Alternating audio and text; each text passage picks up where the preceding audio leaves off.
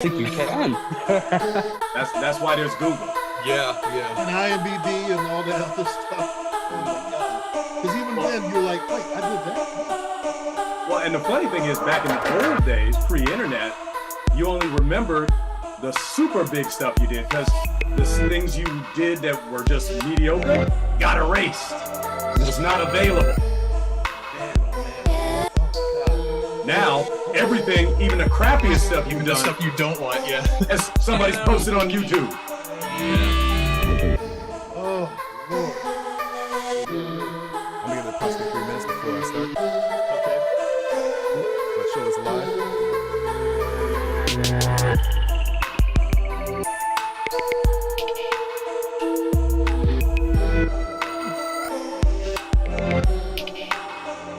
Nick, I wasn't sure you were going to make it, man. I wasn't sure. No, I'm good. Yeah. I've had my set. Yeah, I'm We're just gonna call you girlfriend's Nick of Time. Hey, Nick of Time. we're gonna call you Brian the Funny Guy. No, you're not.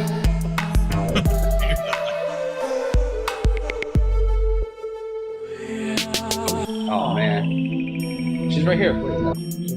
As you said, yeah, there you go. She's here, right? See, right, the whole time. Oh, Nick got an AI version of it. Oh no. If only we had a talented voice actor to give her a voice in her absence. I'll try my best. Let me I'm just talking about you. me.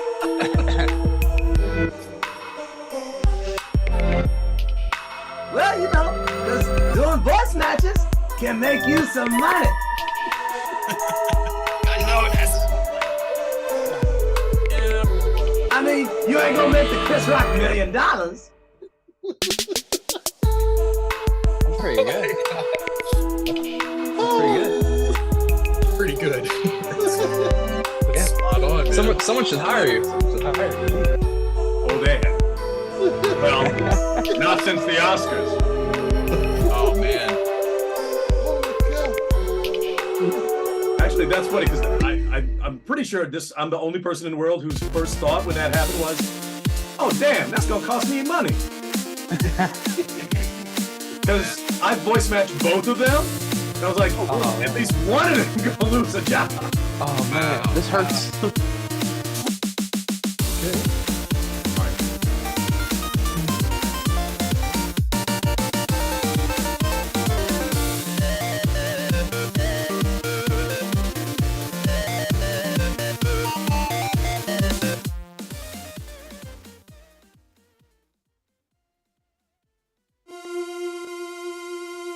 Attention, you are now tuned in to Pass the Controller.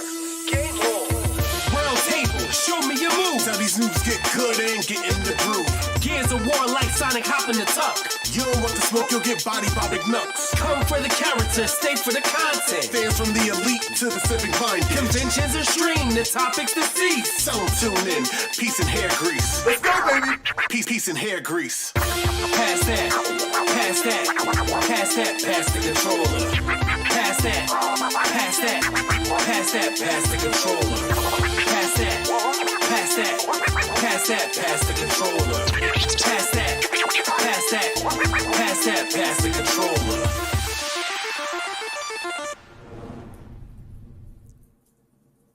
Ladies and gentlemen, what is going on? You know what time it is. It is another episode of Pass the Controller. That's right, Pass the Controller is live. It's back, man. We're back from, listen, the guys did a great job at Too Many Games, man. I got to give it to them for sure. First of all, man, so congratulations to the Pass the Controller crew. But we are back again with the core people. Listen, we got a very special episode for everybody. You already see who's here.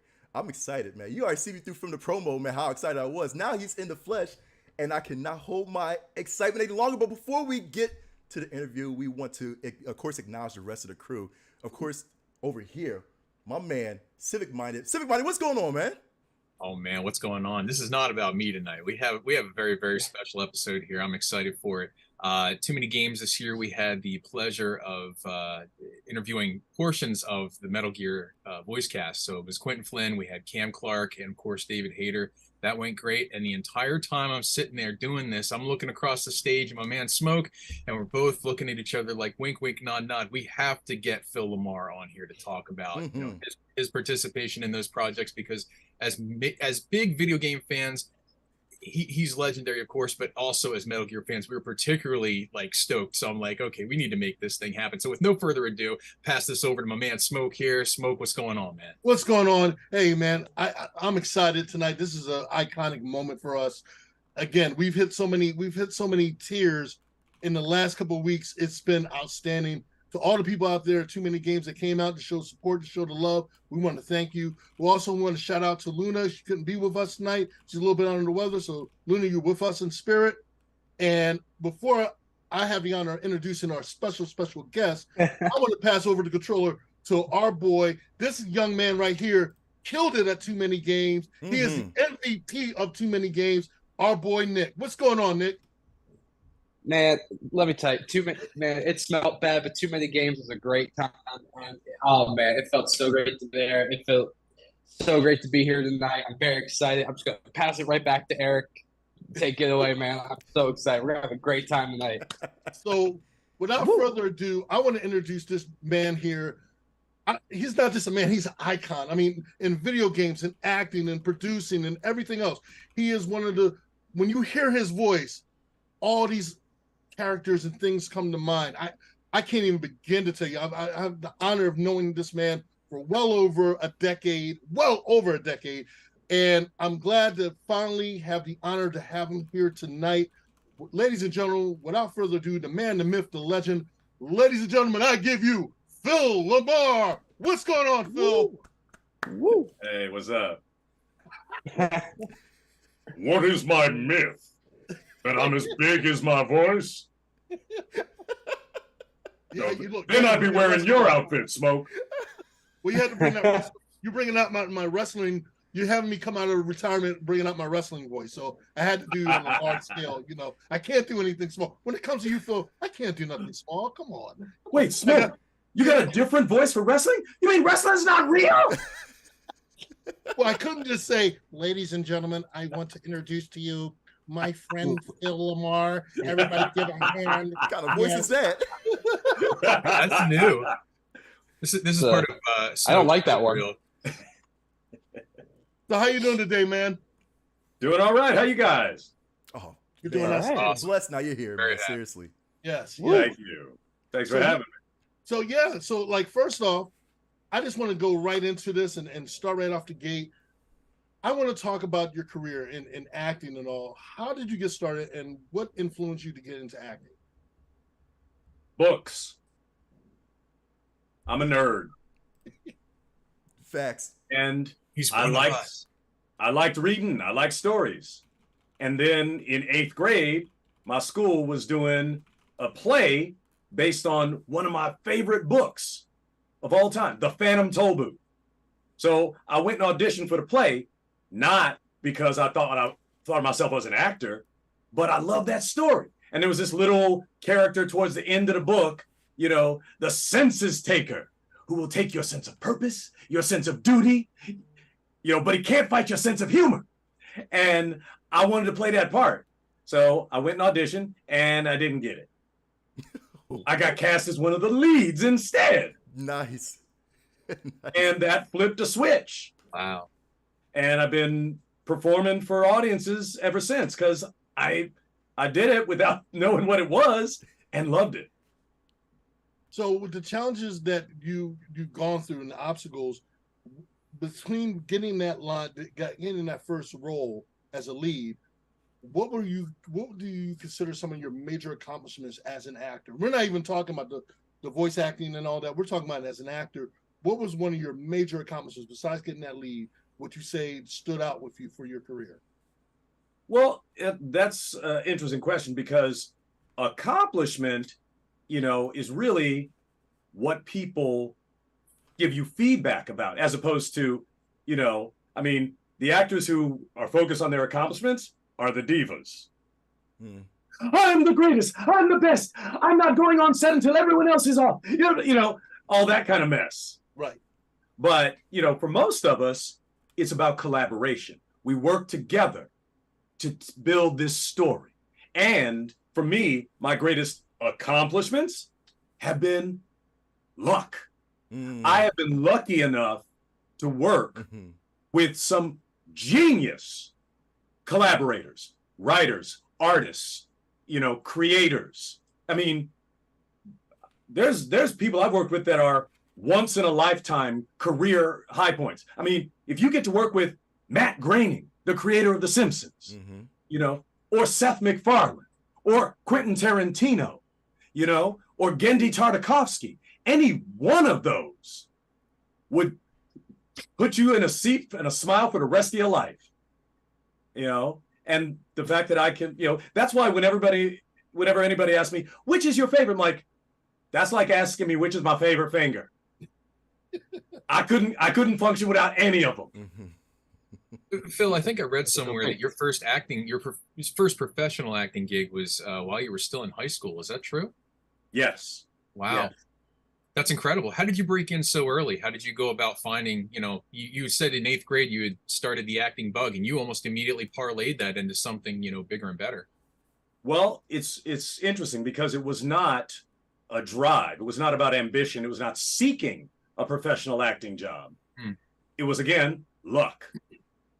A good friend of my mother's, who my mom probably dragged to some of my little plays, was the highest ranking Black woman in television history. Oh, wow. And when they were doing, in junior year, they were doing the Mr. T cartoon. And back in the 80s, they rarely used real kids for the kids' voices, but they were on this one. And so she said, why don't you come and audition for this? I know you're a performer. And I wound up getting a professional acting job. Although back in the 80s, cartoons wasn't considered real acting. Right. That's all right. They once said that about video game voice acting too, and look where we are now. So. Well, yeah, because especially in the beginning of video games, they didn't hire actors to voice. It's like, get that dude in rendering. He got a low voice. Yeah. He could be the monster. Because they were more focused on the backgrounds, the gameplay, than the performance and the feeling. It's like, no. Just get people to buy it. So as an actor, do you think you lean more towards, or would you consider yourself as a more well-rounded actor, or would you consider you lean more towards comedy than drama, or a little bit of both? What would you say is more that suits you better as an actor? Well, I mean, I've always done all of the above. Although, professionally, well, actually, I did not choose comedy for business, but I was in an improv comedy group in college that was an amazing experience, just in terms of community and, the feeling of it. So when after graduating college, I came back home to LA, I started taking classes at the Groundlings, which is an improv and sketch comedy, institution. But I didn't do that to be a professional comic. Okay. I mean, especially for most people of color back then, if you were funny, you went to a stand-up club. Right. Because they would pay you $20 as opposed to going to, improv company that charged you for classes. But for me, I would pay my day job money to be a part of that comedy community. And then it wound up leading to work. My first professional adult job. I did a bunch of guests on, various things, but my first steady job was when I got hired on Mad TV to do sketch comedy. Which I had been doing at the Groundlings, and again, for me, it was about family, community, this sense of we are in this together. And, I took classes with some, amazing people. And in fact, I got voted into the Groundlings in 1992 alongside Jennifer Coolidge. That's awesome. Mm-hmm. So one of the questions we had asked David Hayter and those guys when we talked to them, and also Charles Martinet, who was also at Too Many Games, he's the voice of Mario, of course. And a lot of these guys, they always have the same answer when we ask them, where did you get your start? And almost every single time, it's like by happenstance. It's like almost like the industry chooses you. You don't choose it. So I always ask, at what point, do you have that epiphany moment where you're like, hey, I've been doing this thing. I realize I'm actually pretty good. I can monetize this. I can make this a profession. Did you have a moment where you're like, oh my God, this is where I need to go. This is what I need to be doing. What moment did you realize your calling, or do you think it was just an amalgam of, over time, you just realized it? Well, no, Brian, that's funny that you bring that up, because that ties into this misconception of show business that comes up a lot. When you are first starting out as an actor, you always got some Midwest auntie who says, why don't you do one of them movies like Eddie Murphy? Because people think actors choose. Like, no, actors get chosen. And even if you come into it thinking, I'm going to decide, I'm going to make myself, you learn quickly. No, you ain't in control of it. If you walk in saying, I love this role, I would be perfect for it, I'm going to get it, I'm going to get it. That does not make the decision. It's the 5 people sitting on the couch that make the decision.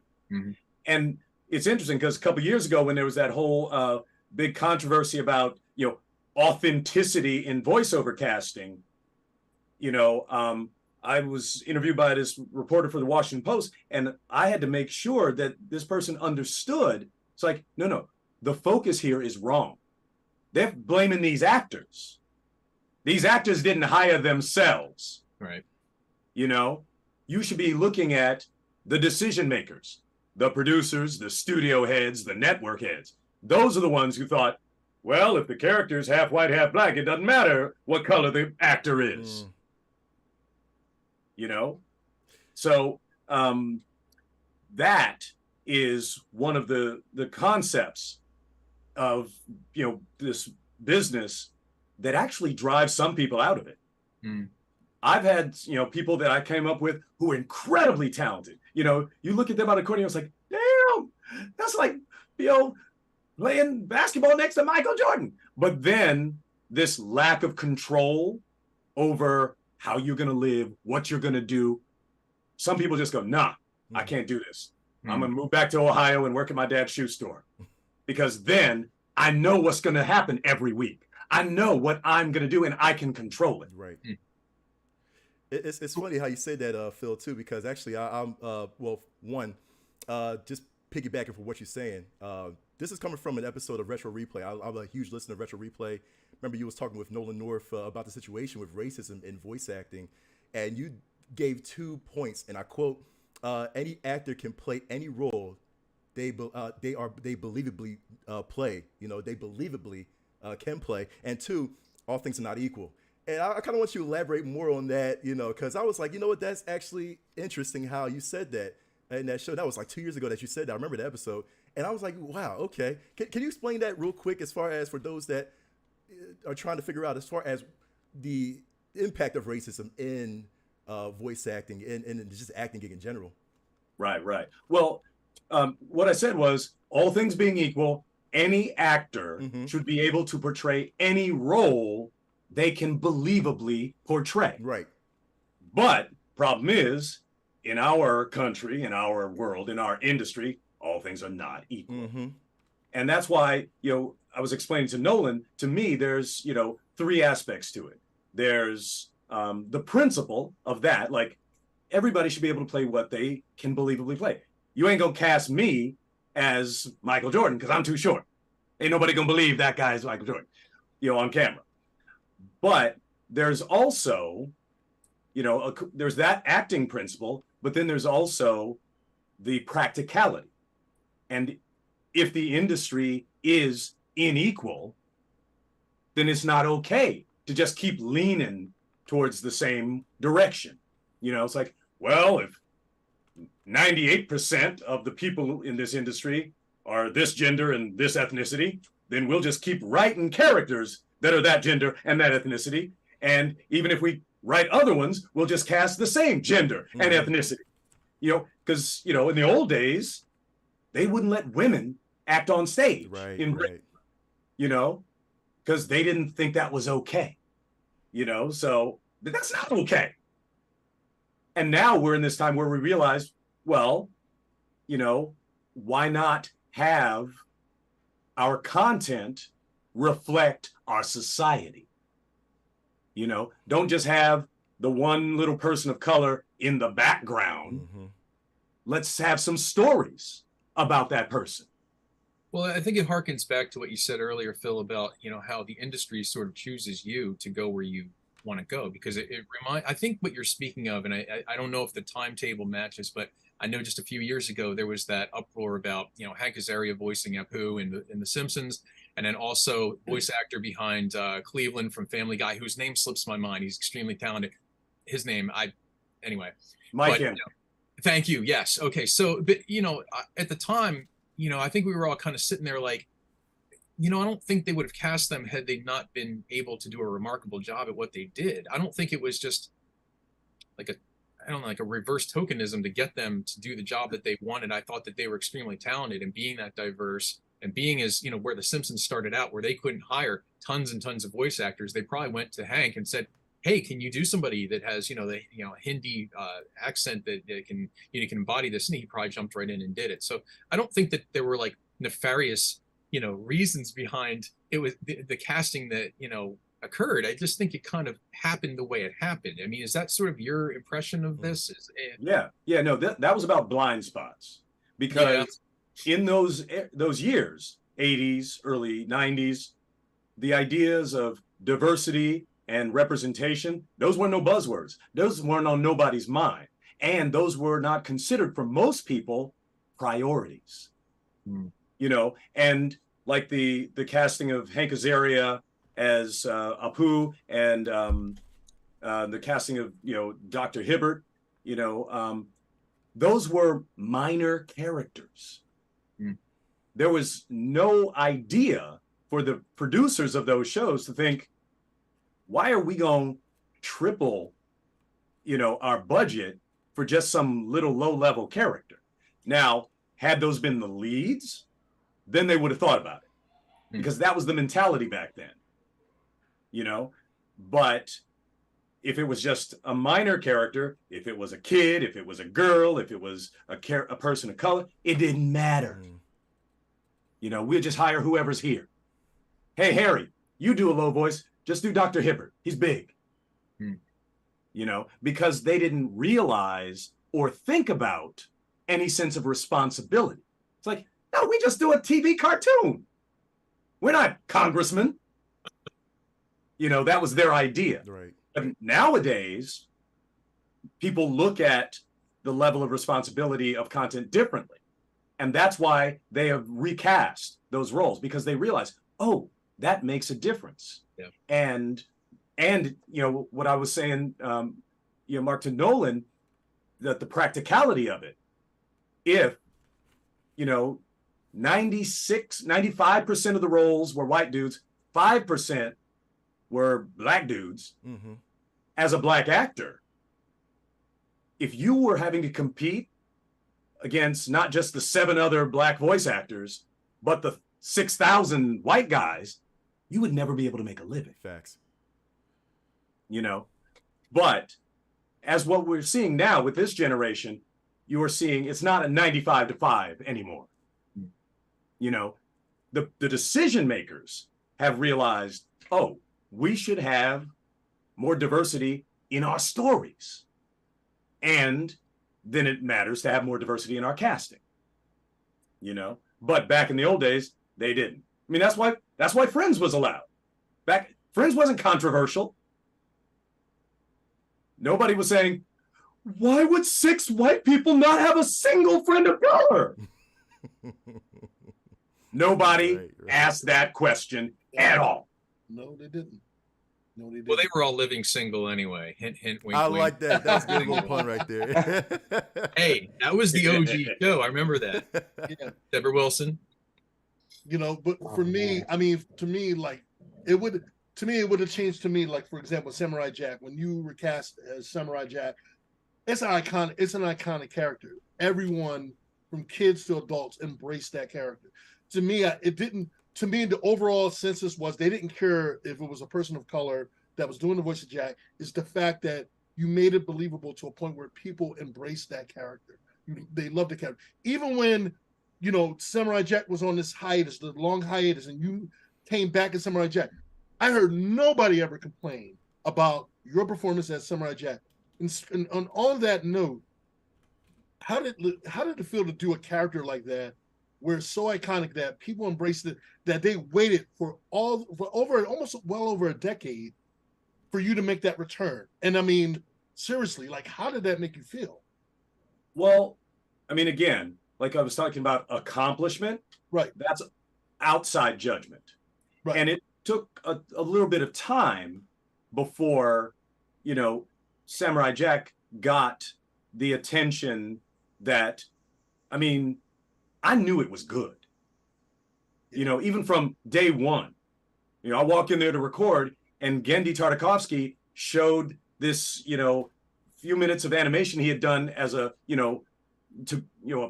show the network what his concept was, and it was incredible. It was samurai fighting those big giant beetle robot things. Yeah. The fact that that was probably the first American animated show with 9 minutes of silence. On the same channel as Ed, and Eddie. Ed, and Eddie didn't have 9 minutes of the characters not talking. But Gendy Tartakovsky was such a genius. He would tell the story not just through that characters talking, but through the action, through the sound, through the colors, and that's why that show affected people so much. I remember, I think we were maybe 2 seasons in, and some movie producer tried to, get the rights to make a live action Samurai Jack, which I thought was, I get what you're thinking, but I don't know if that's really going to be the best thing, because if you take the animation out of it, isn't it just going to seem like a mock-up of a Chinese action movie, a John Woo movie? Exactly. And I think that's what they ended up thinking. It's like, yeah, no, never mind, because they never did it. But people did, slowly come into it and realize how great it was. I mean, sometimes the quality of something, but you do not know the success of it. Like with Pulp Fiction, from day one, when any of us in the cast and this crew who read that script knew that thing was amazing. But Reservoir Dogs was a good indie movie. It was not top 10 box office.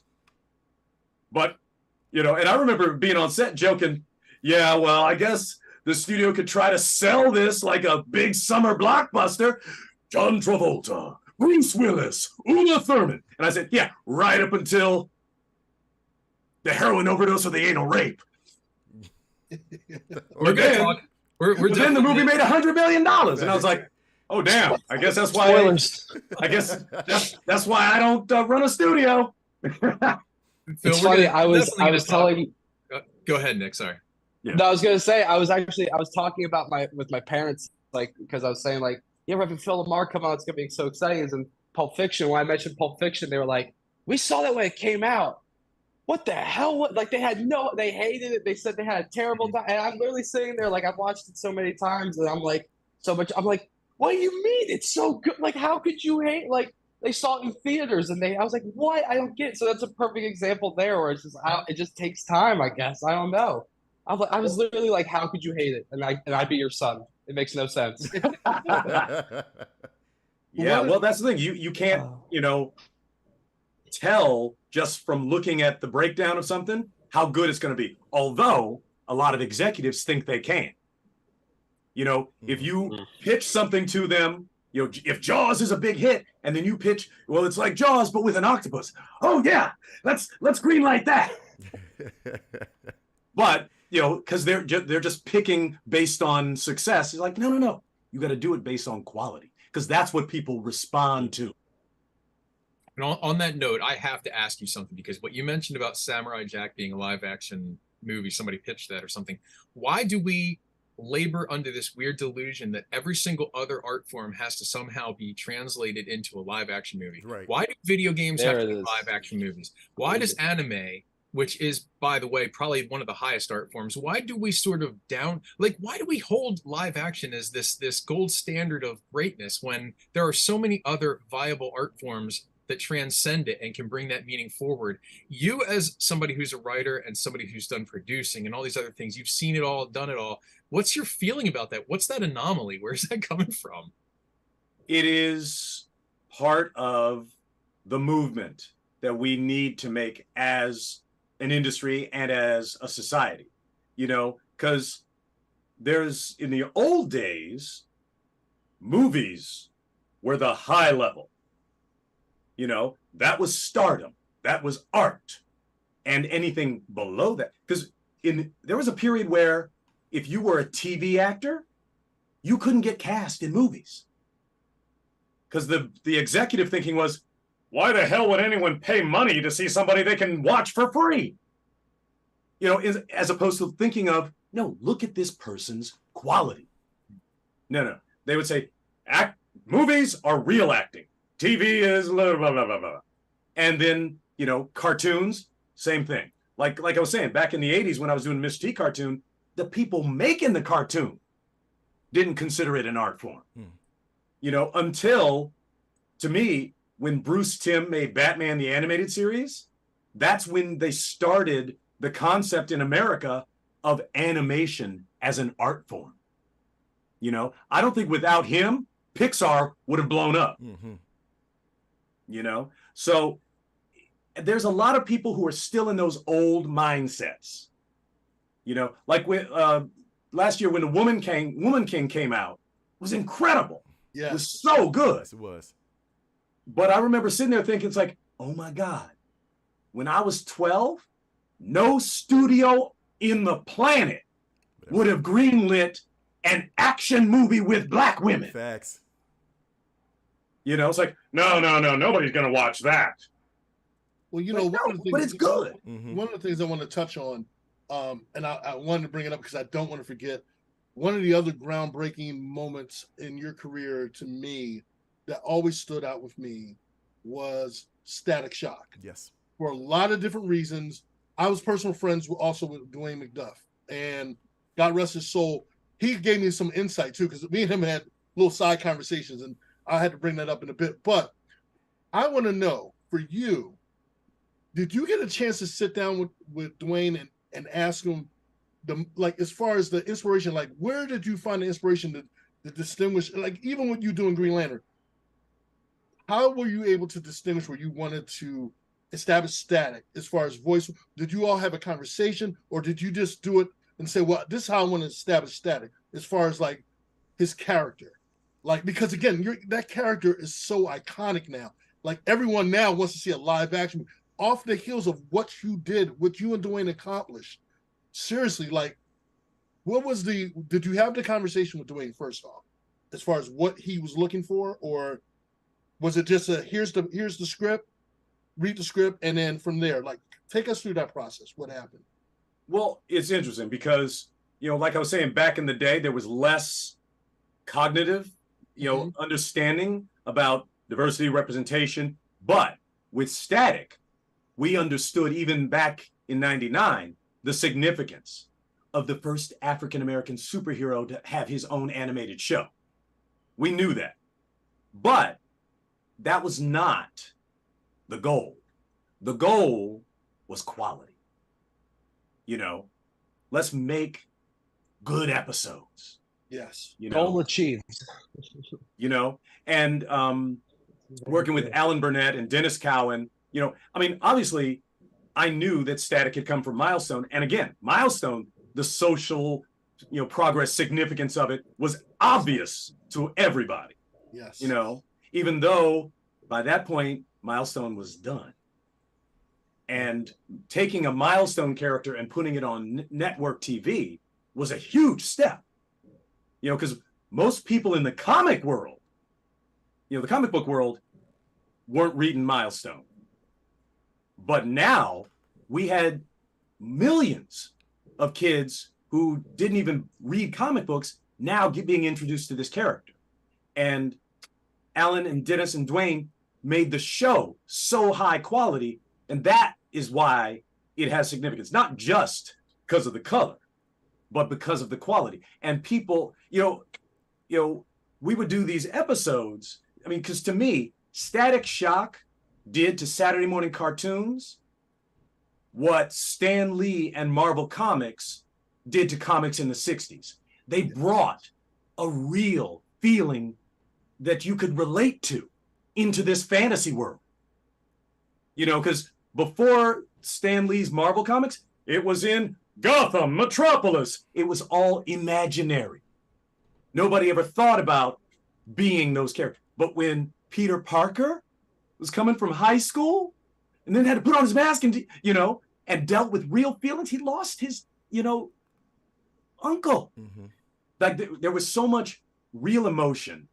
And to me, Static Shock brought that same level to Saturday morning cartoons that did not exist. Because back then it was all just be goofy, make the kids laugh, right, spit out their cereal, But these guys were like, no, we're going to tell great stories about this character that feels like a real person. So, but no, I did not get to sit down with Dwayne and Dennis to say, why are we doing? We knew why. Right. And again, like I said, the focus was not on let's get them to change laws with this. No, let's make this great. But it came back from good storytelling. I mean, seriously, to me, it was great storytelling. You really followed his journey. And when you had heroes coming to him, where they were coming to Static, I loved that. I love the fact that he went to Africa.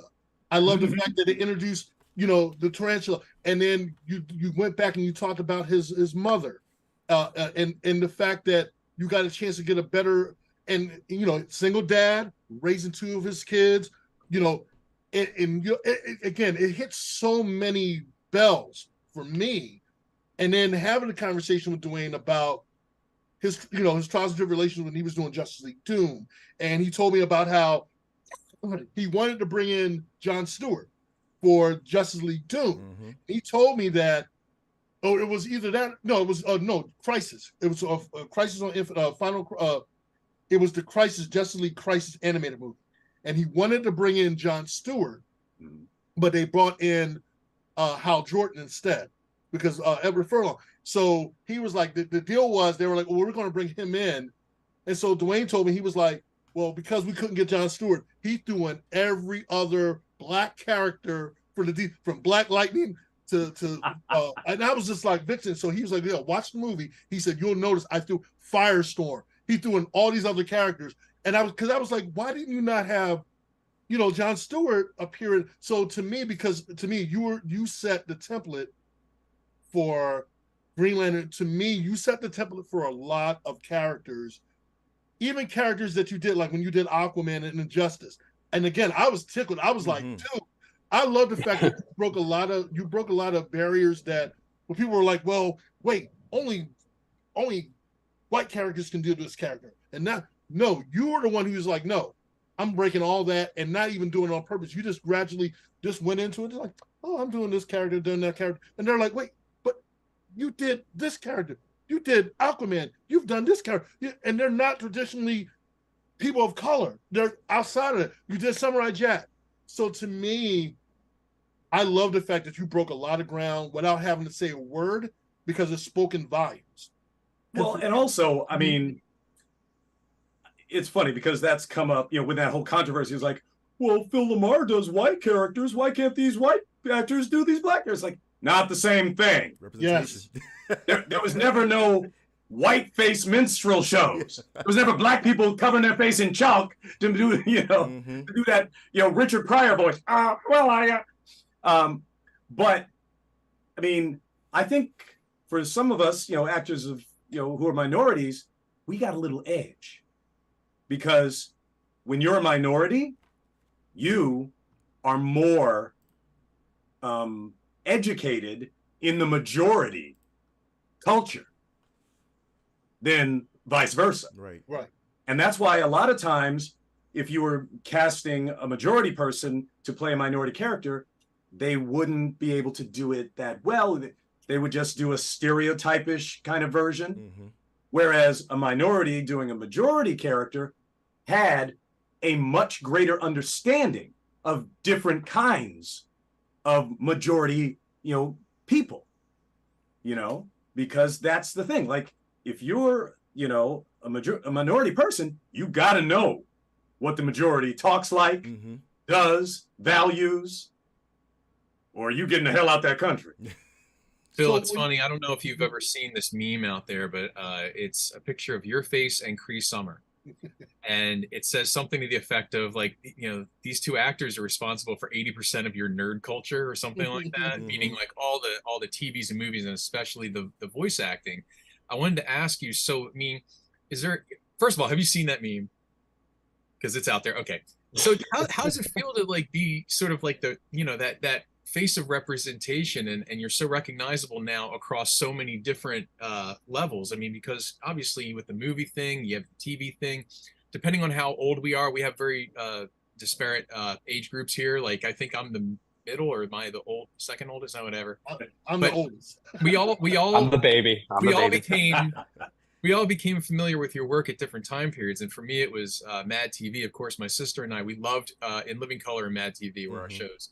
And Right. so it's funny. So, then one day you're watching Pulp Fiction and you're like, oh my God, I know that guy. He's from, and then I'm sitting there playing Metal Gear Solid 2. And that was one of the earliest games that had like real-time voice credits come across, Yes. like Vamp, Phil LaMarr. And I'm sitting there like, no Like, way. really? That guy from it. So This guy's busy. like, is there a sense of coolness that you feel about having done so much at this point and doing so many different diverse things? I feel lucky when anybody comes up and says, "Oh, you're my childhood," or do it. Like, because the thing is, I didn't write all those characters, Mm-hmm. And as a voice actor, I always consider that we are at most a third of the character, because it's not just the voice, it's the writing, it's the artwork, and I have been lucky enough to work with so many great creators in these really iconic works. Like you mentioned Metal Gear, and that to me was up there with Static Shock in terms of changing Yes. the world.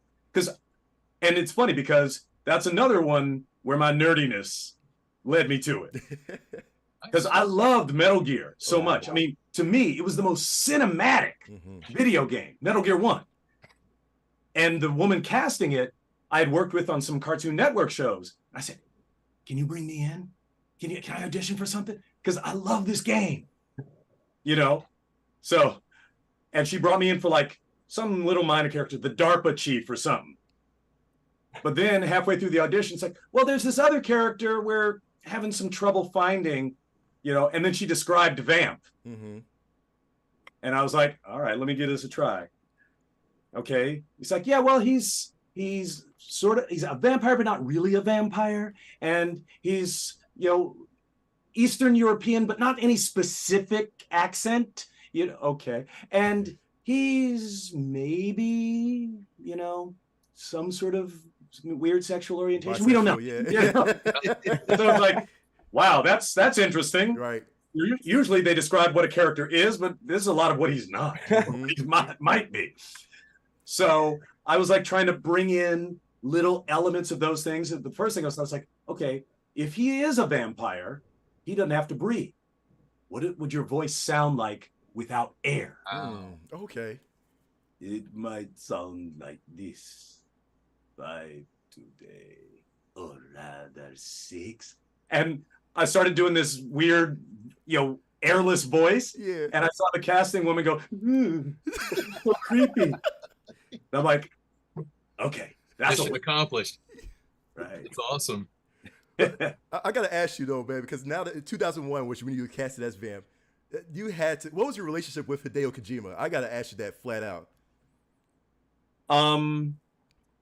None. I've never met Kojima. Really? Okay. Yeah, because the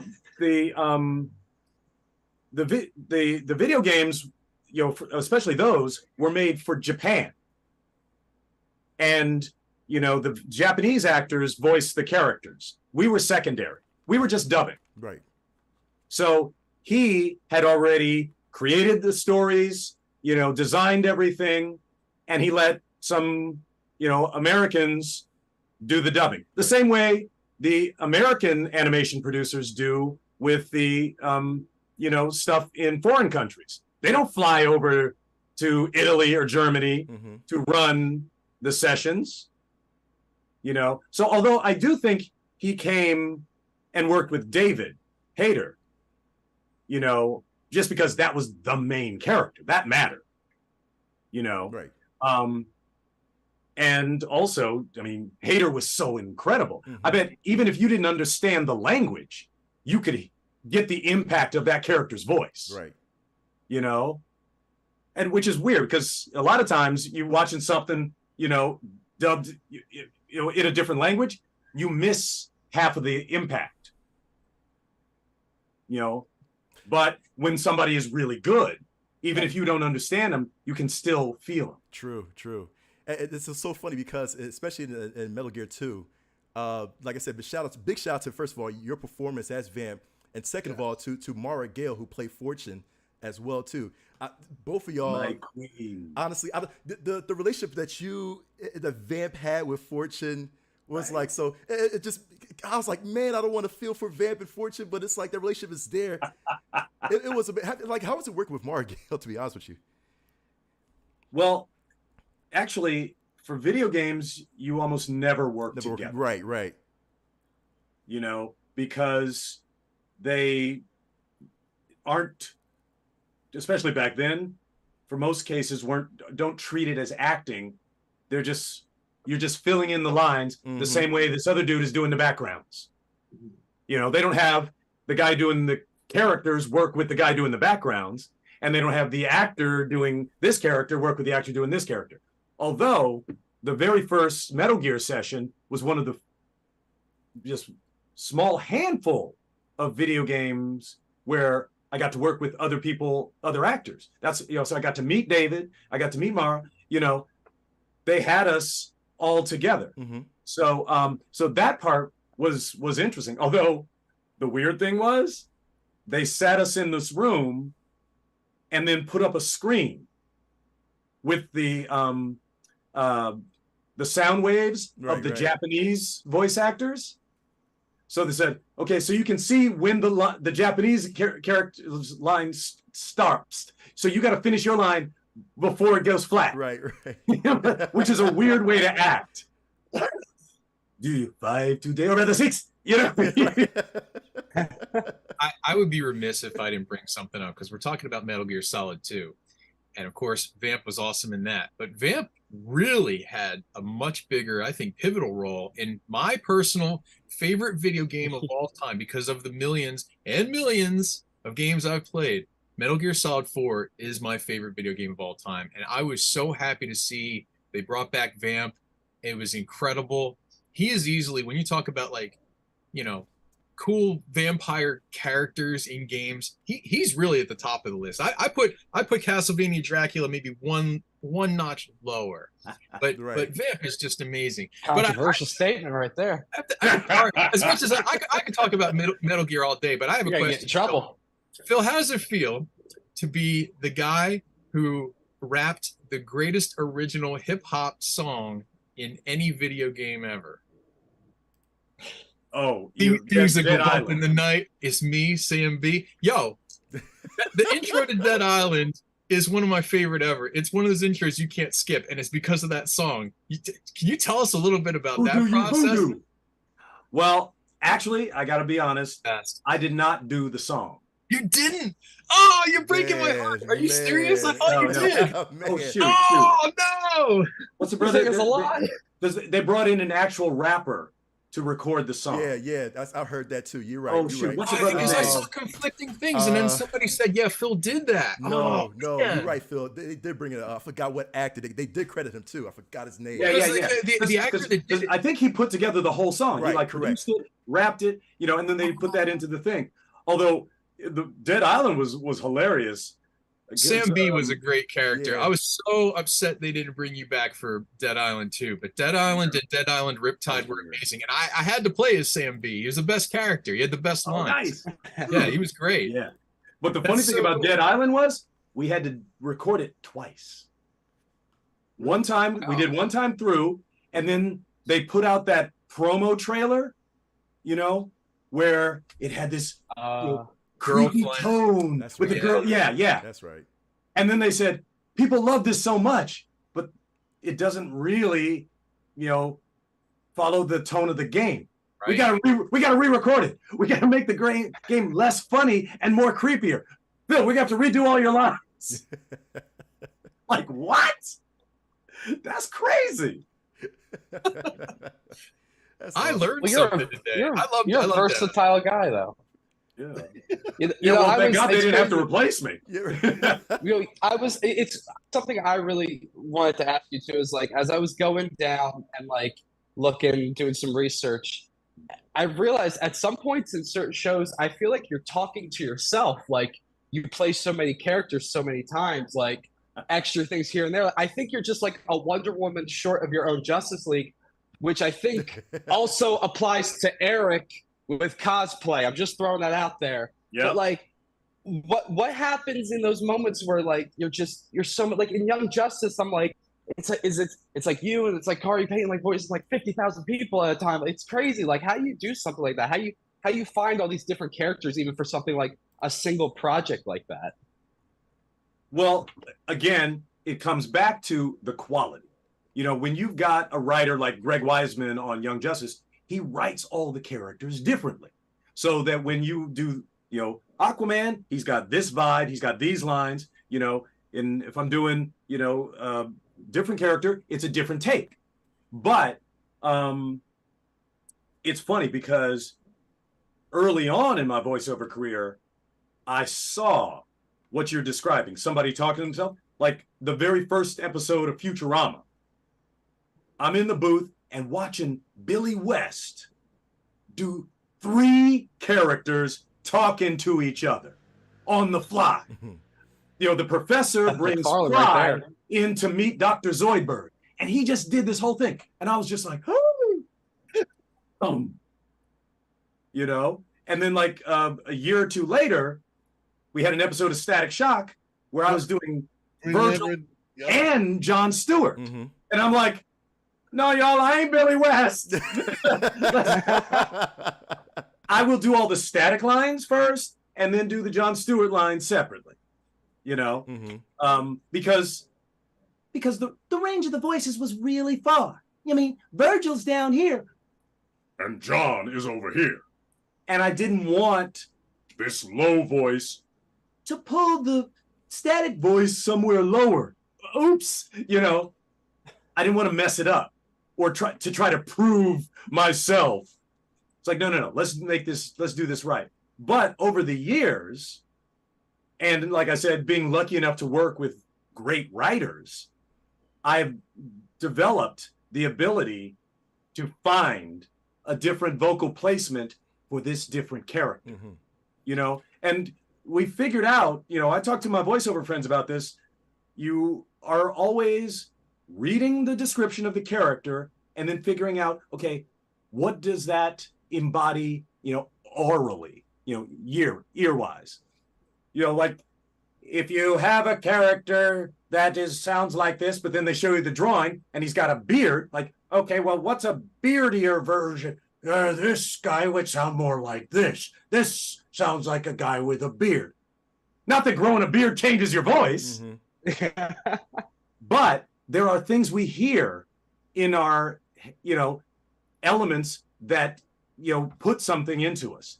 Like if they describe a character as he's arrogant. Well, I'm not going to, voice him like this. No, I'm going to make a choice like this. because that sounds more like an arrogant guy.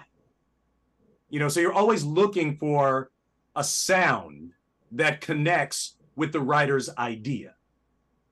But I like the fact. I was curious, just real quick before I'm curious about, somebody asked Tom Petty one time in an interview, they said, how many more songs do you have left in you?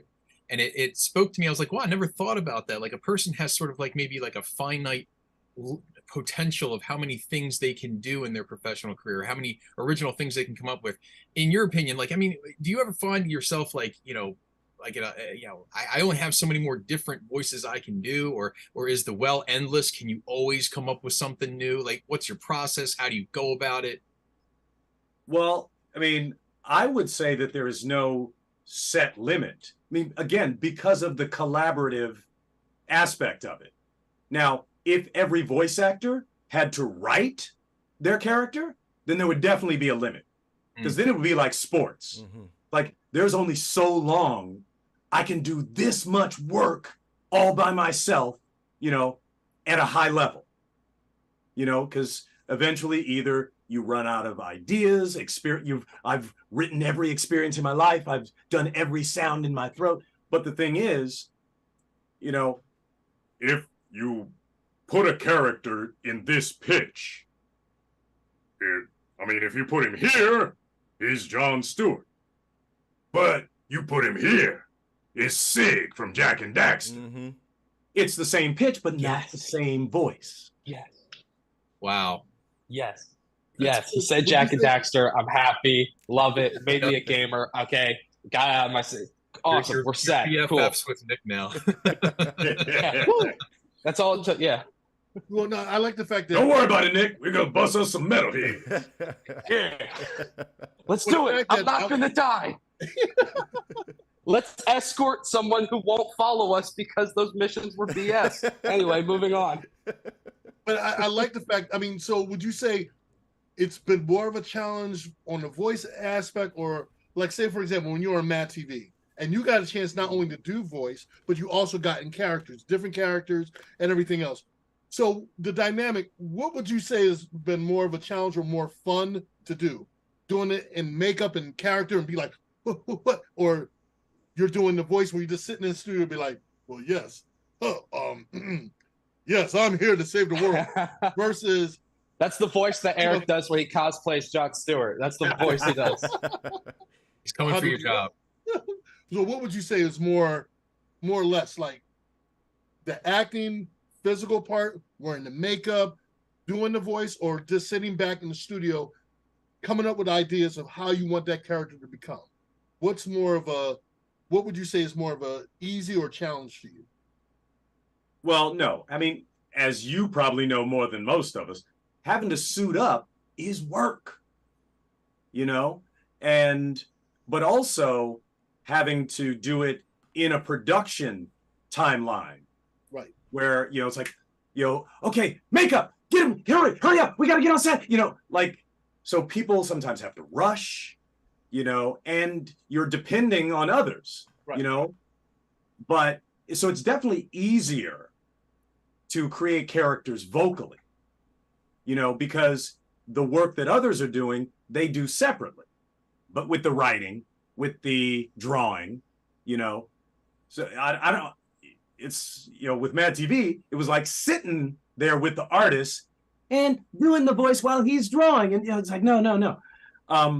It's funny. Yeah. Cause doing an hour-long sketch comedy show was work.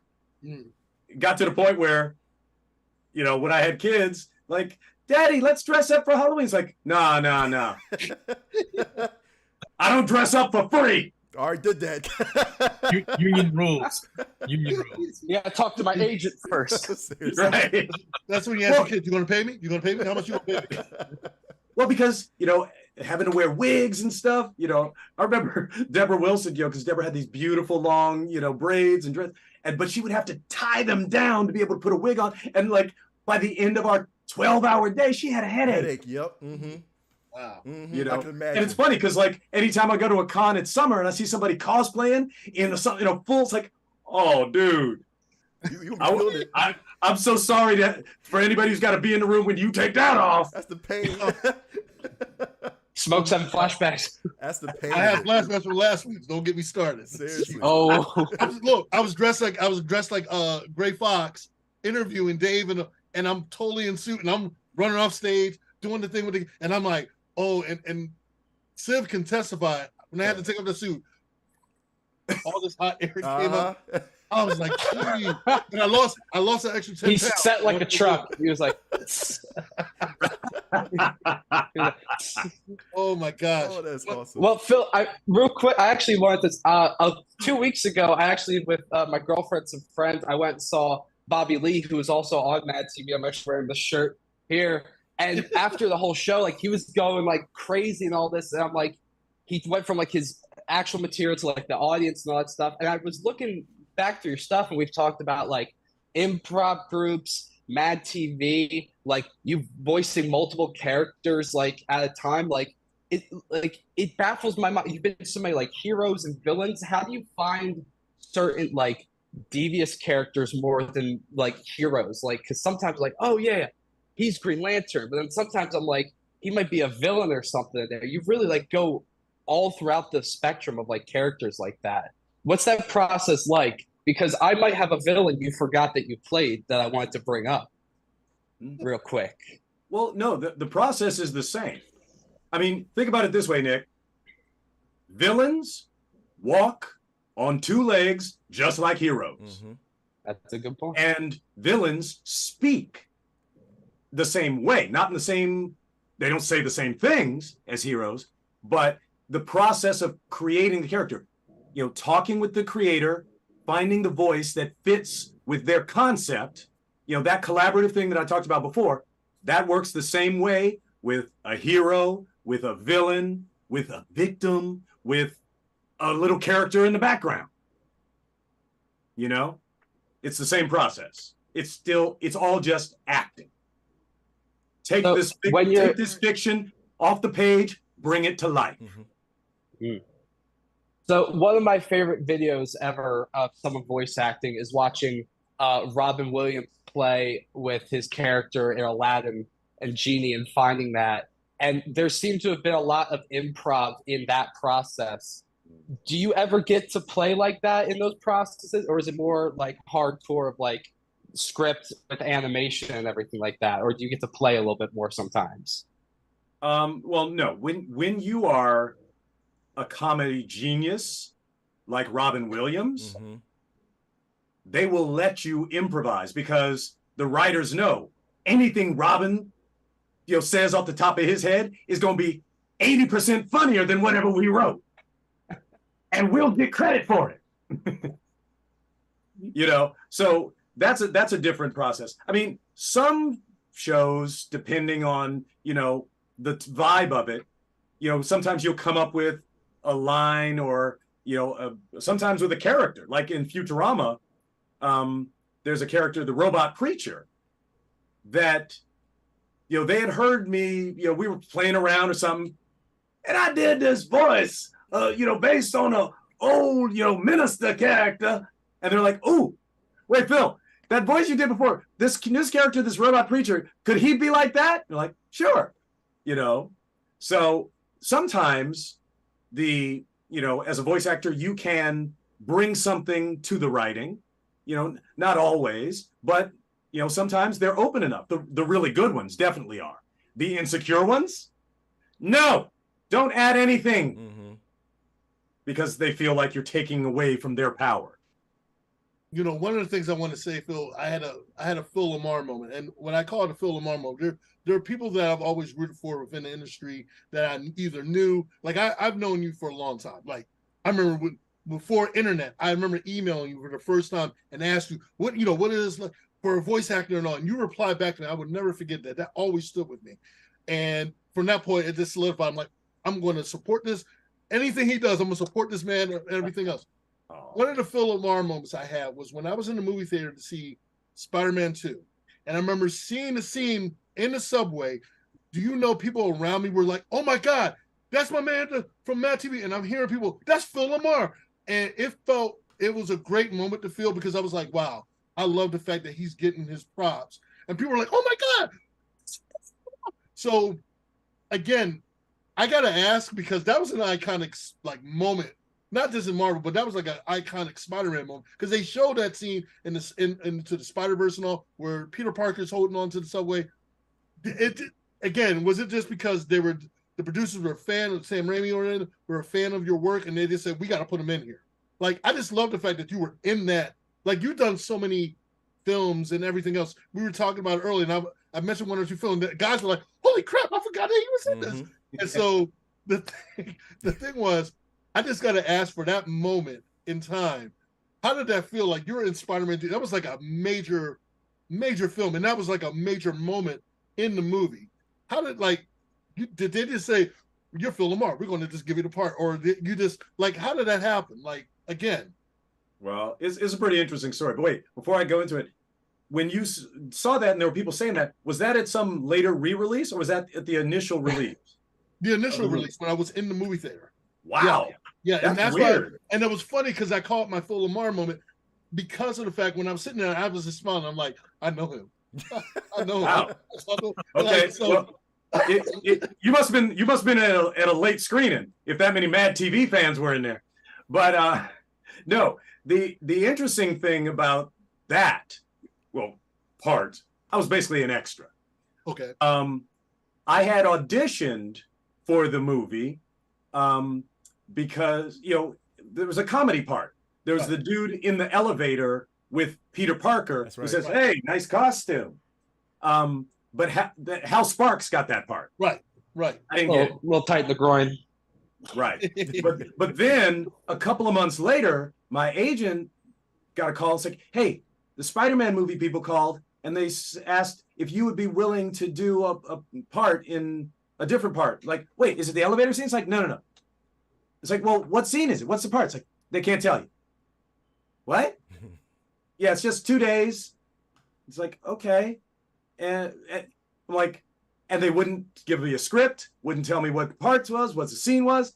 So I was like, I asked my agent, like, okay, just ask them this one thing. Will I be working directly with Sam Raimi? Not just, second director.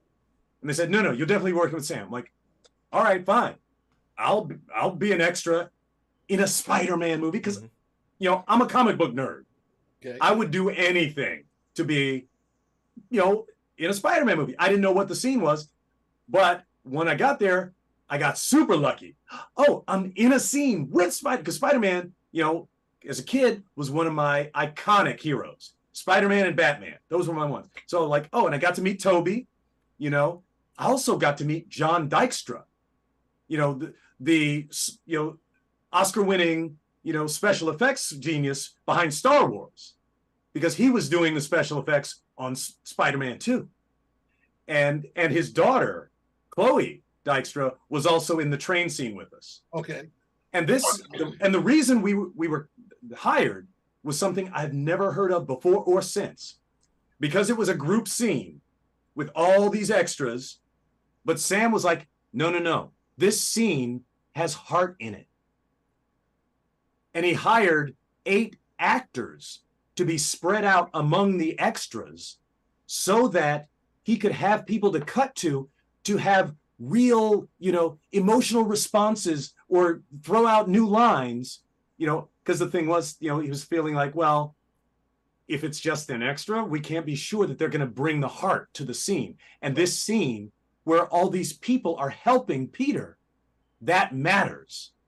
So he hired a bunch of us to be spread out and to just be part of the texture of the scene. Yeah, because that's never heard of that before or since. Yeah, right. Wow, because that's a goal. It's like I do a lot of background work now for different TV shows and film, and I've been fortunate enough where the director or the producer, we like is, look, we're going to keep them in the scene, and they'll have a lead actor do this. I'm in the scene with, and they'll get close-ups, and it was one of those moments where I'm like, I have other friends who do background work, and they've done it for Marvel, DC and all. And that's one of my goals. Is like, I just want to be that guy that every time you see, you're like, wait, I see that guy. Wait, he said this. Wait, so it was just that moment. And then also, when we saw it in the theater, it was a lot of other fellow geeks and nerds. So pretty much everyone that, like, especially people of color, they were like, oh, yeah. And I was just like, Yes, yes.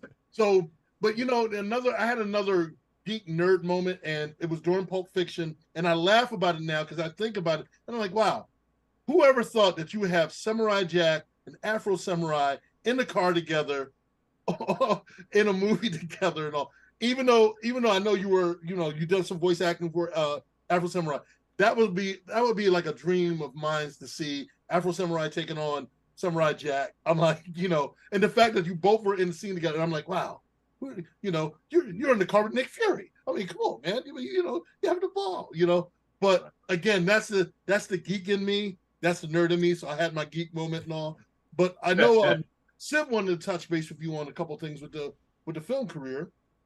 Oh yeah, I mean the obvious question, because you're just talking about Pulp Fiction, so that's the easy parlay into the big question here for me is how does it feel working with guys like Tarantino? I mean that guy, I mean he's whole other level in my opinion. I love his work. I mean he's just he bats 1,000. Yeah, well, like I said before, it feels fortunate. Yeah. To be able to, work with somebody. And I mean, because a lot of times your director is not your writer. But the fact that, Quentin was directing this script that was so good, it felt like, God damn, this should be printed on sheets of gold. And to me, the quality of his writing was how he was able to make a movie that good for only $8 million back in 1993. I mean, can you imagine that? Got Uma Thurman, Bruce Willis, John Travolta, Samuel L. Jackson, who had just won, they created an award for him at the Cannes Film Festival. But that script was so good that I bet you every one of those people said, yeah, I'll take a pay cut to be part of this. This shit is amazing. And what it did was not just the actors, the whole crew, everybody wanted to be there, which is not always the case on a set. A lot of times people are I'm just going to work. But on that set, the vibe was everybody was happy to be there. Like when I came to shoot my scenes, we were 2 months into the 3-month shoot. And usually by that time, everybody has started dating and then broke up, or starts texting, looking for their next job. But in this one, it felt like a family. Every Friday, they would pass out flyers. All right, everybody, this is where we're going for drinks. And everybody went. Even John Travolta. Because speaking of things, it was a great vibe. So speaking of things that happen on set, so this question comes from my sister, because I told you earlier, like we were huge fans of Mad TV. And I apologize, I have to ask this. She and I have been wondering this for the better part of like the last, 25 years or so. And it doesn't have to do with you as much, Phil, so I apologize at the nature of the question. But the episode where Bret Hart was a guest star on the show, right? The thing with Will Sasso, please, was that real? Or is Bret Hart just secretly like the greatest actor of all time and we just never knew? But was that fight a real fight? Did he really take a bump? Can you clear this up for us? I'm dying to know. Oh my God. That is so funny. Yeah, the people who was like, wait, no, wrestling is real. It's like, yeah, well, you know what? Sketch comedy ain't. So if you saw Bret Hart on a sketch comedy show, he's a good actor. Okay. He was such a great wrestler. Okay. Hint, hint, wink, wink. Okay, thank you. Because, I mean, it looked believable. I remember watching that episode. My sister and I, we looked at each other. I think a lot of people were like, that looked real. Mm-hmm. Yeah, no. Breaks character. No, they made it. Him and Will did a good job. But no, in real TV, if you tried to do that, they would not air that. Okay. They would just fire your ass, call the cops, and throw you in jail. Oh, listen, for those that are coming in, we are talking with the great Phil LaMarr. Real quick, Phil, because we have chat's blowing up real quick for a lot of questions down there dying to ask you. Oh, and nice. I want to get through a lot of these questions as well, too, from the chat. On Twitch. And I'll try to shorten my answers up because I ramble. Absolutely. And it's not because voice actors get paid by words. Right. I just talk a lot. That's fair. That's fair. On Twitch, MeMuck713, he asked, any advice for aspiring voice actors trying to break into the industry? And I know you said one of the factors is, of course, luck. You said that so many times, luck, fortune. besides that being a factor, is there any other factors into like breaking into the industry? Well, the main thing, when I give advice to people is understand the misnomer. Voice acting. It's actually acting comes before the voice. Like Cree Summer. Cree has this incredibly distinctive, speaking voice, but she is also able to create hundreds of different characters. And it's funny because it took me a couple of years into my voice acting career to really understand that it's more about the acting. Because I used to think, okay, if I'm doing this new character, I got to make sure it doesn't sound anything like any other character. But then when we were working on Samurai Jack, and I'm in the booth with Mako, who's playing the villain, Aku, and you want to talk about a voice. Mako had such an incredibly distinctive voice. Zuko. And one episode, they cast him as a second character, secondary to Aku. And I remember thinking to myself, dudes, that voice, he gonna sound like the same thing. Everybody gonna know that Mako's voicing this other character. What are you doing? Like, no. By the end of the day, they're gonna ask me to revoice that character. Right. But then Mako is voicing Aku. But then he cuts to the other character and he acts the other character from a completely different perspective. If you know it's him, you can still hear elements of his texture in the voice, but he performs it completely differently. So when you watch that episode, you can't tell that second character is Mako. And that's where I learned, oh, damn, it's not about vocal placement like we're damn pianos, which note, it is about how you embody the character. So, people who want to be in voice acting, learn to act first. Learn to make character choices. Learn to embody this character with feeling. Do you have to be method actors? No, but you have to know how you sound when you're afraid, so that you can get fear into that character. Things like that. Know your voice. It's so funny too because I actually got a chance. It was like a month ago to try out for a fan like a webcomic series of the Teenage Mutant Ninja Turtles. So they was like, yeah, we need somebody to be Splinter. Ooh. I was like, okay. So it's a lot of research and again trying to match the Splinters of old, man. And it's like, oh, dude, give us some Splinter. Come on. I can't. Come on, Mark. Give us a little. He does get paid by the word. Yes, it's insane. So I know what you mean on that one, Phil, for sure. Another question too. But wait, sorry, hold on. Sure. Because what you just described was a tricky way to get started. Because one of the biggest, mistakes that people can make is getting into voice acting by imitating. It's like, I do a great Bugs Bunny, because a lot of times, when you're just imitating somebody else's performance, you're not giving feeling to it. Yeah. Like in the old days when Don Messick, who was the original voice of Scooby-Doo, passed away, they hired this radio DJ who did a Scooby-Doo imitation on his morning show to come do the voice. But then after a couple of, season or something, they realized, he's not really playing Scooby. And so whenever they would write a scene that wasn't a copy of something that Don Messick had done before, this guy couldn't do it. Whereas somebody like Greg Baldwin, who took over for Mako after Mako passed away, God miss him. Right. He took over for Mako on Avatar: The Last Airbender and in the 5th season of Samurai Jack.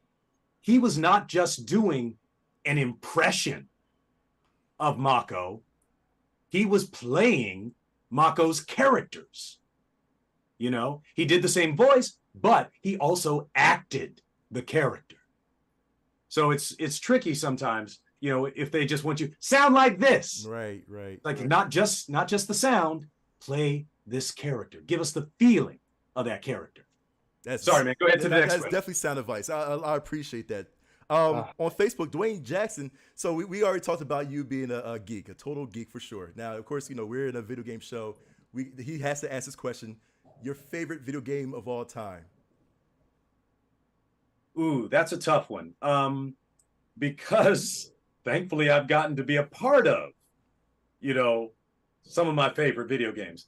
Like I said, I loved Metal Gear 1 so much, but also coming up, as a young nerdy kid, with your little console, I played Mortal Kombat.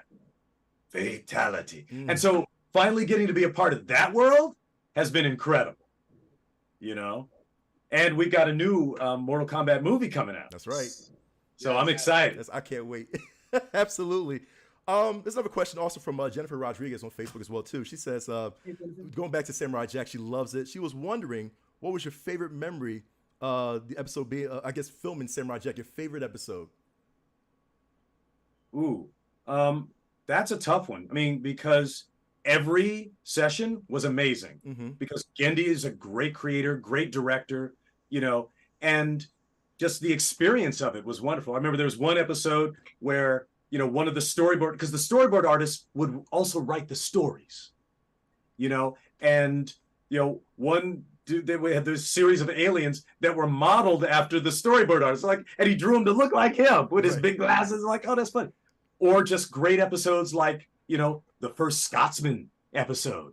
And I got to work with, John and I had been working together, and he killed it, and that Scotsman character was amazing. One time I got to work with Tim Curry, and every episode I got to work with Mako.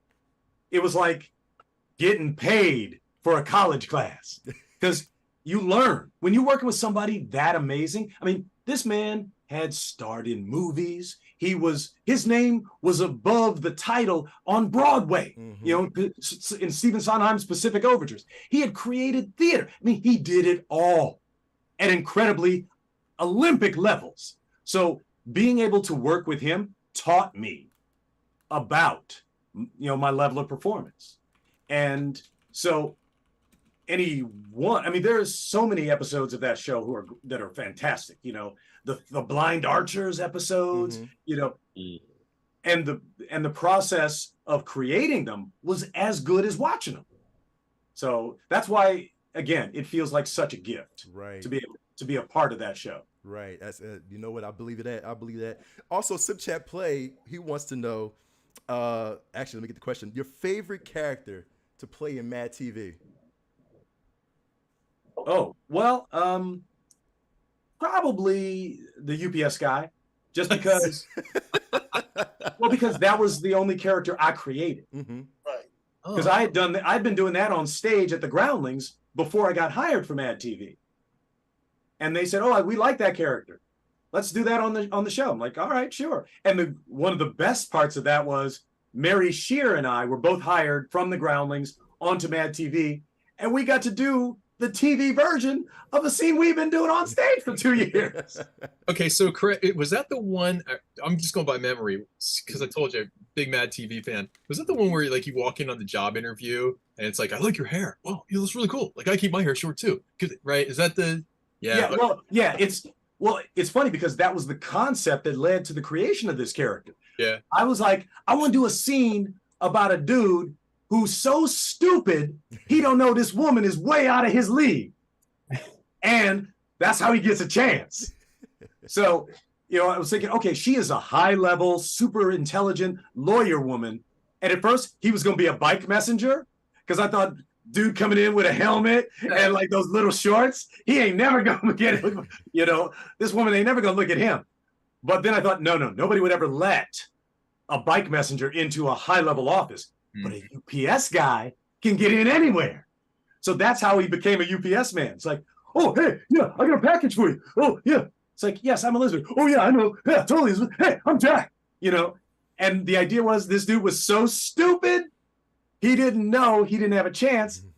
And then she wound up giving him a chance. Although in the TV version, the producers made us rewrite it. In the stage version, Jack got the girl. Wow. Oh, that's awesome. Also, something today. Also, right? John Hughes asked a question. I think you answered it before too. You said, "What was it like being back into the booth for Futurama's return?" Oh, no, we haven't got to talk about that. It was great. I mean, although Futurama is the zombie of TV animation, We keep coming back from the dead over and over again. But the great thing is they bring back all the cast, bring back most of the writers. And this time it was like almost all the old writers, plus some new, younger writers too, who are really brilliant. So this new season is going to blow y'all up. It's amazing. Nice. Are we going to hear any new songs? Are we going to hear, like, because the Bureaucracy song is like one of my favorite. That is absolutely stellar. Right? Are we going to get any more musical numbers? Can we please put in a note to get that done? Ooh. Well, when you got Billy and Katie, I'm sure there's going to be some music. Mm-hmm. Although it's funny because when we did that Bureaucrat song, that's what made it a little intimidating for me because I don't consider myself a singer. And they're like, okay, Hermes is going to sing this song. And I'm like, and I look over and there's Katie and Billy, who are both incredible singers and musicians. I'm like, I don't know if I can come up to their level. You know, but they weren't intimidating. They were supportive, you know, and I was like, okay, let me just play the character as if he was singing. When I was young, just there was a human, you know, it was great. And Dawn Lewis, who is also an incredible singer. So basically a little bit of them rubbed off on me. So I was able to get it done. You just have to act like you can sing. That's all you gotta do. That's all you. Right. And bouncing off what Mark said, how did it feel after all these years to come back as Samurai Jack? A lot of us wanted to put closure, like, because we never got the chance to get closure with Samurai Jack. How did it feel to finally put closure on a masterpiece? Like, how did it feel? It felt great. You know, because I know that Gendy for like 10 years had been trying to be able to finish the story as an animated feature. Right. But here in the post-Pixar success years, you could not get a studio to sign off on 2D animation. They're like, no. It's like, but it's Samurai Jack. You know, and in my head, it was like, dude, the theme song says, gotta get back to the past. So you gotta do it. Mm-hmm. In France, it says, I'll be there for you. Then they'd be there for each other. But finally, everything came together in a great way. And Gendy came up with an amazing, you know, approach to the conclusion. I mean, he moved the series ahead in time and took the character. It's like, you know, if he had been fighting this battle for 50 years but hadn't won yet, he would be traumatized. Yeah. You know, so that was amazing to be able to play this great character from a completely different angle now. And for him to be able to find love for the first time. Yes, finally. Even though the ending had me, I'm not going to give away, but the ending had me, man tears. You know, tears. That's what Gendy said when we first came back. I said, "Is this the same ending you had for the movie? You know what the ending's like?" He said, "It's gonna make you cry."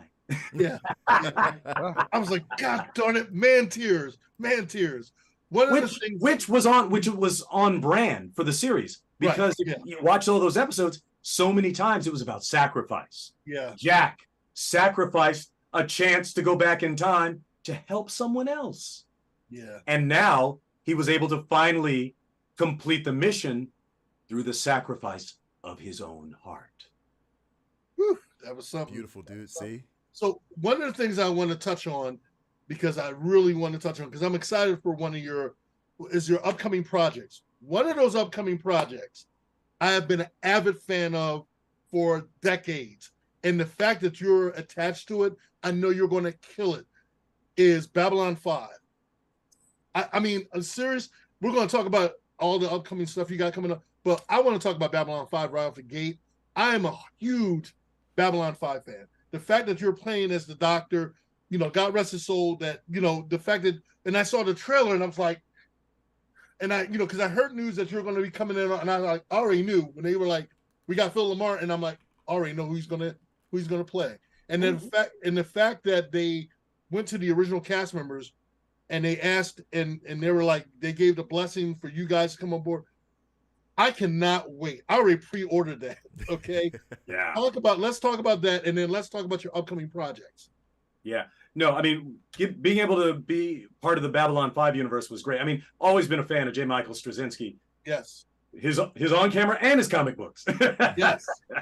You know, I mean, it was, touching to realize, it's like, wait, because they brought back as many of the original cast members as they could, yeah. But, the actor who played Dr. Franklin had passed away. Right. So they had to bring, me in to fill those shoes. Briggs. And I thought this, you're going to enjoy this road home. You're going to love it. Yeah, I'm very much excited about it. Congratulations on that. The fact that they couldn't have picked anybody better to fill in that slot. I mean, because again, I was an avid fan, and the fact that I was so worried, I'm like, how are you going to bring back, and I was worried that they're going to do this live action. I'm like, I wish they could have done this anime. And when they announced it, that they were going to do an animated version of it, and I'm like, that is smart. That was the smartest thing they could have done.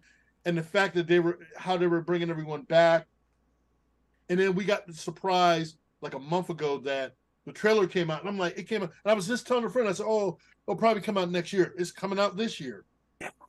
I cannot wait to talk about that more in detail when it comes out and give a review on that. But I again, congratulations on that. But I also want to talk about your other upcoming projects and all. So let's hear about what you got coming up. Well, let's see. We got obviously a new season of Futurama on Hulu. Going to be out in a couple of weeks. And the Mortal Kombat Legends movie, Babylon 5. Just had this new animated series on Netflix called Mulligan, produced by Tina Fey and Robert Carlock from 30 Rock, and it was amazing. It's like, wow, y'all can be that good with on camera and with animation. They did a great job. We also got this other Netflix animated show called Captain Fall, which is going to be wild. I saw the trailer for that. I just recently saw the trailer. That looks good. Also want to talk about Moriarty because you get to play Sherlock Holmes.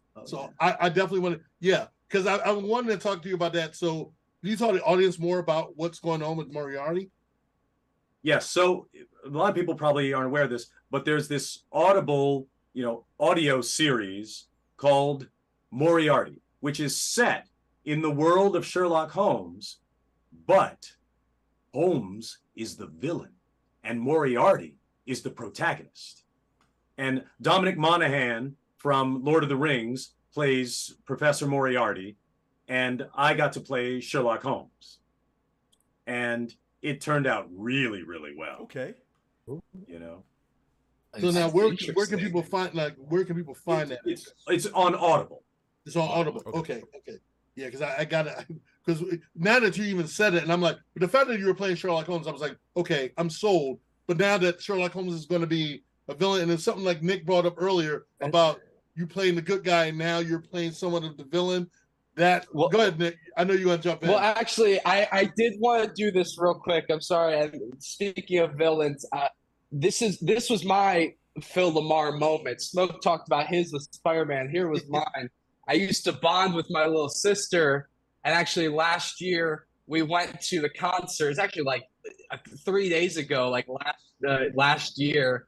We went and we saw Big Time Rush. And one of the biggest villains from Big Time Rush, because my little sister, that's how I know too many Hannah Montana songs and Big Time and all these songs, but like talk about a villain. But I remember when you came onto this show, I finally was like, that's Phil LaMarr. And my sister was like, I don't know, like my little sister who was in middle school at the time, I think, was like, I don't know who that is. Be quiet. I'm trying to listen. He's bad. Jordan, like, this villain that like Sherlock Holmes is. I didn't even know about this yet. I knew that you were playing him. I forgot about the twist. I just heard that you were casted. That's crazy. But like, how much George Hawk villainy will be coming out in your Sherlock Holmes? Is there any crossover in your villainy going on here? Wait, that's not the multiverse, Nick. Wait, that's the multiverse. Somebody posted something about that. Do we ever actually say Hawk's first name? I think I double checked. I looked it up. When I looked up, it said Oh, it was okay. George Hawk. Oh, It said interesting. George Hawk. I was like, that's very formal. Yeah. Well, the best thing, Mr. Hawk. the best thing about doing Big Time Rush was I was the third voice actor hired for that on camera show. Like Tara Strong, no, fourth. I think Tara Strong, Darren Norris, and Dee Baker had all done characters on that show, because the producer of Big Time Rush, Scott Fellows, was one of the handful of on-camera, people who understood that voice actors could actually act and be funny. We got to have a good time. time. You got the character for this one. Yeah, you were flapping around there. It was great. Is it more? Awesome. Is it more fun to play the good guy or the bad guy? It doesn't matter. Right. Again, it goes back to the quality of the material. Because if you're doing like a bad script, being able to play the villain doesn't make you any better. That's a good point. Phil, quick question, because that's a good question on Facebook. Marquita actually asked, did you read any books prior before taking the role of Sherlock Holmes? Oh, yeah. I read all of them. No, it's funny because we just, when we had the recording sessions, I would always go to my bookshelf and pull down, because I had the complete collection of, the Sherlock Holmes stories. So I always wanted to have one with me, to get the vibe. Right. And I was very, very impressed with the writers of Moriarty, because this villainous version of Holmes was still the same. They just changed the context. They did not take Sherlock Holmes and make him into some sort of, it was Sherlock Holmes. And it's funny because when you read those stories, you realize Sherlock was never that really nice a person. He had the cocaine stuff, and so for him to be put into a villain, you just change the context. And you gotta I'm not gonna spoil anything about the series. Okay. Because they changed the context of England at that time to justify why this incredibly intelligent man, it turns out, is not necessarily doing everything correctly.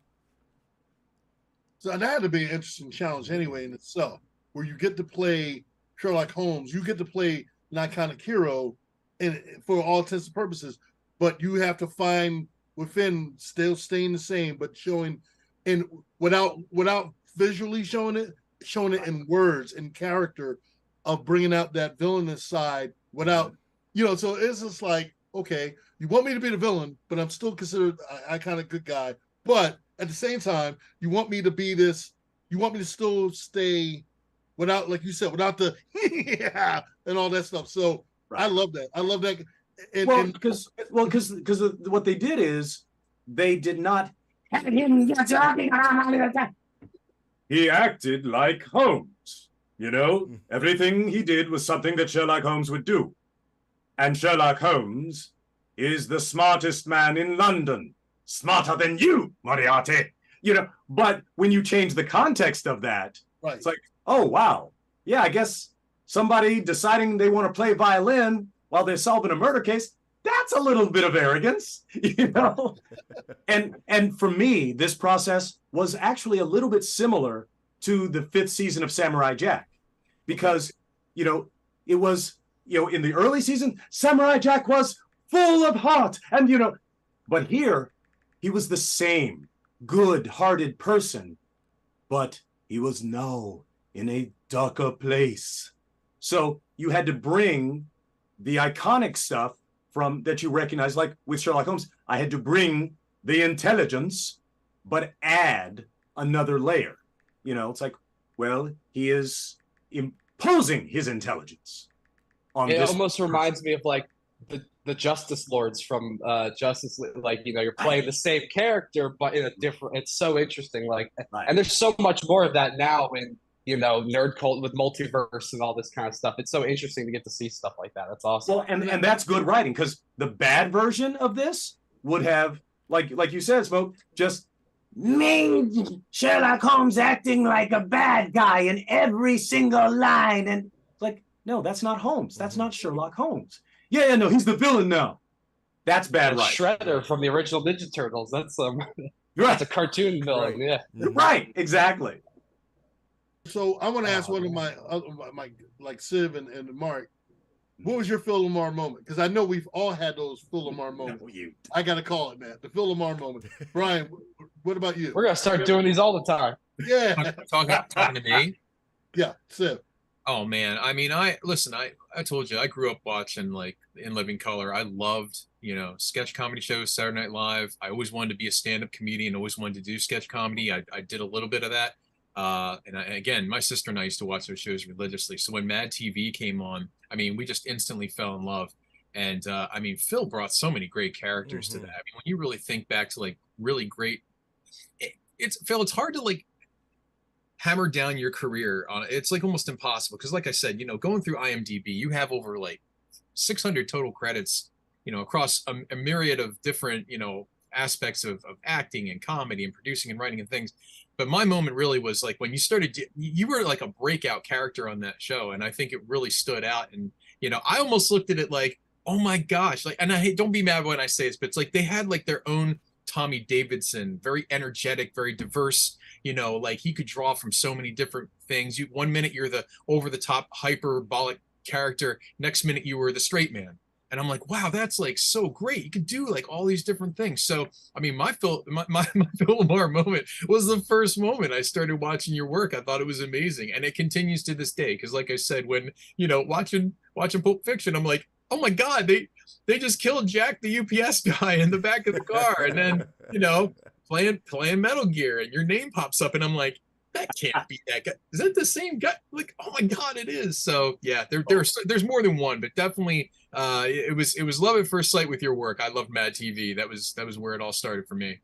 Oh, that's funny that you had the Mad TV recognition watch. That means you watched Pulp Fiction a little late, because Pulp Fiction came out before I did Mad TV. That's why in episode 1 of episode 1 of Mad TV, we have Gump Fiction. Yeah. A Pulp Fiction parody.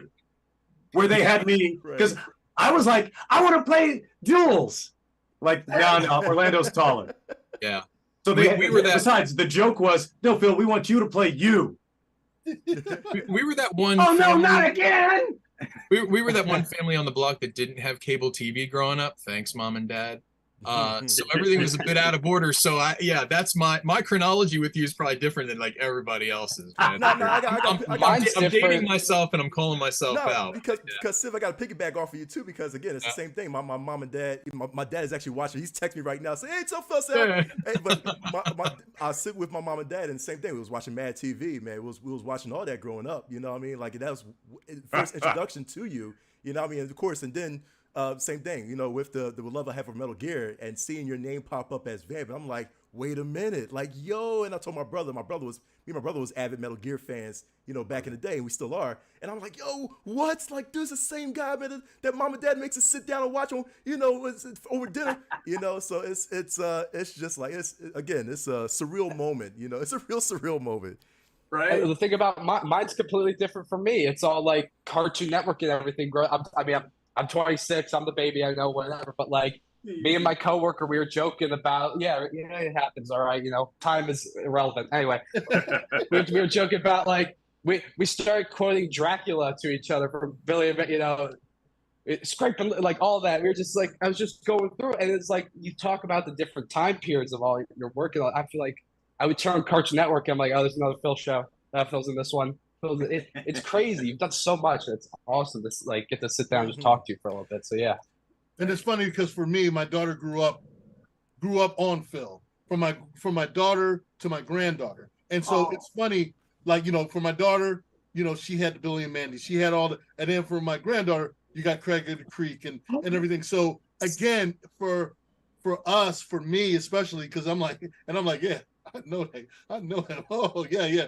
The fact that you have accomplished so much, Phil, the fact that you've done so much is an inspiration, not only for me as someone who's doing the acting thing and doing the voice thing and all, but it's an inspiration, and I know you're inspiration to a lot of people out there, especially a lot of people of color that want to strive to like hit those goals like you, and the fact that you have done it in a way where you crossed so many barriers and you broke so many barriers without having to do too much editing. You're like, yeah, that's right. I've done that character. I've done this character. And I just love the fact that, you're willing enough to talk about it openly. And I love that. So, I cannot tell you how much we're grateful to have you on. Mark, did you have any more fans that had any more questions? I have one more question. I got to get this out. Of course, this is on Twitch, man. Shout out to our moderators keeping the chat on point. Waka actually has a question. He says, was there a character that you felt was a challenge to voice act, maybe a point that you were struggling? No, I doubt it. I mean, because the thing is, if a character is a struggle, you probably ain't gonna get hired for that audition. yeah, facts. Because that's the thing. If you put out this thing and I'm trying to make this point, they're gonna listen to it and they're gonna feel the struggle of the actor instead of the feel of the character, and hire somebody else. Yeah. Now, in terms of like trying to find vocal whatever, well, actually that's part of the trick, is you don't make a choice that's too hard physically. Right. Don't do this voice for the audition. Because no, dude. Oh, you're from New Jersey. Yeah, you do that for 4 hours, you're gonna be off work for 2 weeks. So you always have to find a placement that's comfortable. Otherwise, you're not going to have your range. You're not going to be able to, move the character through all their different feelings. Because that's the thing. We all have voices, and sometimes people will say, "Oh, hey, I'm Smoke," but that they can't do the way you sound in every moment. Right. Because the way you sound talking to your mama is different than the way you sound talking to your buddy at the bar. Can you imagine that though? Mom, I told you to give me a can of milk. Why did you not do it? Shut the hell up, Mom. Now all of a sudden you see this shoe come out of nowhere. Bam. No, it's so funny, Phil, too, because I remember you gave a good illustration too. It's like you and your buddies are at a bar. It's so noisy, man. Like you talking to your buddy for like 4 or 5 hours. How does your voice feel afterwards? I'm like, my voice is done. You know what I mean? Like, and that's how it is. That's how it is with voice. But so, that was a great illustration that actually stuck out to me. Thank you, Mark. Absolutely. So Mark, did you want to? Was there anybody else that we have on the? Listen, we could go on for days, but we have run out of time. I have about 1 million more questions, Seriously. so we're gonna have to do a part 2 to this. We're gonna bring you back for part 2, Phil. Cool. Like, Phil, yes, thank you Let's do it. so much, seriously, for stopping by. I mean, you're not like one of actually all of our heroes. Seriously, everybody in chat loves you. We love you. Again, thank you so much, man, for your work. Really, and I can't express that enough. Seriously. So again, thank you, Phil. You about to make me cry, man. I got to end the show before I do. But it's Phil, we don't want you to go nowhere after we're done the show. I don't care what anyone thinks. We don't want you to go nowhere when we're done the show. So I made sure Mark. We will keep you there for after the show. Right. But for everybody else, again, that's going to be the end of the show. Again, thank Phil for his appearance for the show as well. But again, of course, if you love the show, make sure that you share it to everybody that you know, man, that they won't miss this amazing, special, iconic episode.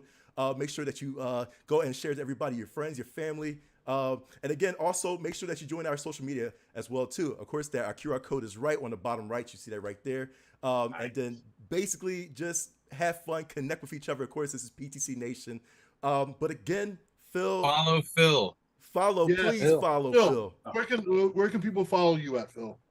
I am at Phil LaMarr on Instagram and TikTok and Hive, wherever. And but guys, thank you for having me on the show. Thank you for passing me the controller. And thank you to all the folks who tuned in. I really appreciate it. And I hope you guys enjoy the show and enjoy all the rest of their episodes. Yeah, definitely follow them. You guys are doing a great job. This is a great conversation. And I'm so happy to get to be a part of your world today. Dude, this is why I love you, man. Thank you, So chat for Nick, for Civic, for Smoke, for Phil LaMarr. I am McNux. This has been Pass the Controller, and as always, people, get good. Peace and hair grease, y'all.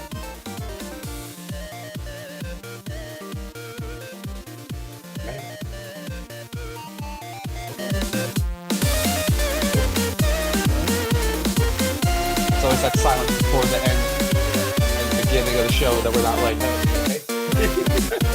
It's the sound I of can hear it. silence moment. Oh, yeah. Yeah, Phil, what we wanted to know, you could do great service here. You could do a bumper for us. Just like, hey, this is Phil LaMarr, and you're watching Pass the Control, however you want to do it. Mark will set that up in a minute.